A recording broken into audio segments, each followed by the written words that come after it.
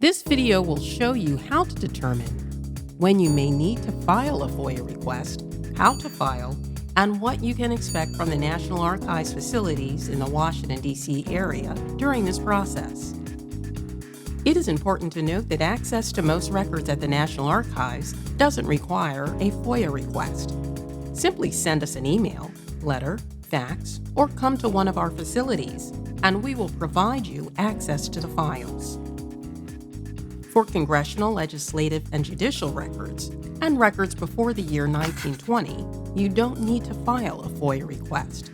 However, for archival records that contain potentially sensitive information, classified information, or any records identified as restricted in the National Archives catalog, you may need to file a FOIA request.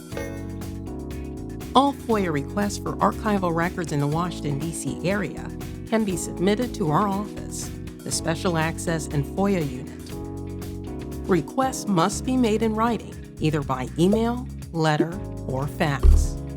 If you submit your request to our office, please make sure to keep our office updated with your most current contact information, especially your mailing address. To ensure that you receive a response, a proper FOIA request should include your full name, contact information, and a reasonable description of the requested records. Within 20 business days of our office receiving your request, you'll receive an initial response that includes the following information: a FOIA case number that we will use to track your request, an assessment of the responsiveness of the records, and an estimate of how long it will take to fulfill the request. After thorough review, you'll receive a final response from our office with instructions on how to access the records. To access records, all requesters have the option of viewing the records in our reading room in College Park, Maryland, or ordering reproductions of the records for a fee based on the National Archives fee schedule. Once you have received your records from the National Archives, you can enjoy your piece of history.